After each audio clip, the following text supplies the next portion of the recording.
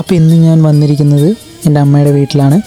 അപ്പോൾ പഴയ ഓർമ്മകളൊക്കെ ഒന്നുകൂടി തിരിച്ചു കൊണ്ടുവരാൻ ആഗ്രഹമുള്ളവർ ഈ വീഡിയോ ഫുള്ള് കാണാം. എല്ലാവർക്കും അച്ഛൻ്റെ വീടുണ്ടെങ്കിലും അമ്മയുടെ വീട് പറഞ്ഞു കഴിഞ്ഞാൽ അതൊരു മാജിക്കാണ്. അവിടെ എന്താ ഉള്ളത് ചോദിച്ചു കഴിഞ്ഞാൽ അവിടെ എന്തൊക്കെയോ ഉണ്ട്. ചെറുപ്പം മുതലുള്ള എല്ലാ സ്കൂൾ കൂട്ടുകാരും ഇവിടെ തന്നെയായിരുന്നു.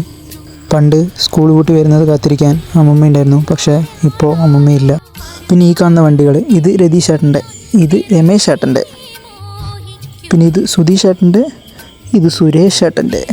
അവരുടെ വീട്ടിൽ സ്ഥലപരിമിതിയുള്ള കാര്യം ഇവിടെ നിർത്തും. ഈ 2 വണ്ടികളാണ് ഇവിടുത്തെ.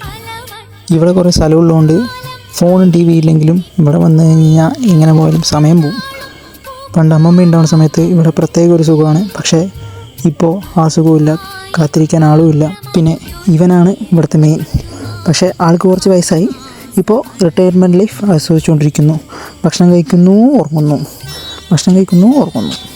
പിന്നെ ഇതുപോലുള്ള പഴയ വീടുകളിൽ ഒരുപാട് പഴയ കാഴ്ചകൾ കാണാനുണ്ട്. അപ്പോൾ അതെന്തൊക്കെയാണെന്ന് നോക്കാം. പിന്നെ ഇങ്ങനെയുള്ള പഴയ വീടുകളൊക്കെ ഇപ്പോൾ നാട്ടിൽ കമ്മിയായി വരികയാണ്. എല്ലാവരും പഴയതിനൊക്കെ തട്ടി പുതിയ വീടാക്കിക്കൊണ്ടിരിക്കുകയാണ്. ഇനി ഇതേപോലത്തെ കാഴ്ചകളൊന്നും ഇനി കുറച്ച് കാലം കഴിഞ്ഞ് കഴിഞ്ഞാൽ ഇനിയുള്ള കുട്ടികൾക്ക് കാണാൻ പറ്റിയെന്ന് വരില്ല. ഇതാ രാവിലെ അമ്മ ചോറ് അടുപ്പത്ത് വെച്ചിരിക്കുകയാണ്. ഇതാണ് ഇവിടുത്തെ തൊഴുത്ത്.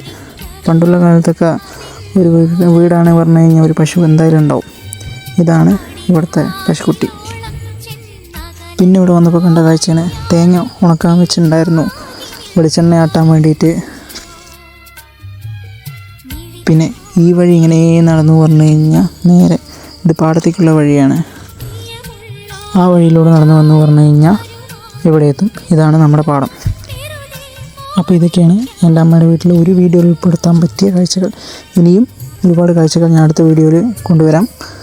അപ്പോൾ ഇതേപോലുള്ള ഓർമ്മകളും വീഡിയോസ് ഇഷ്ടമാണെങ്കിൽ ഫോളോ ചെയ്യുക, സബ്സ്ക്രൈബ് ചെയ്യുക.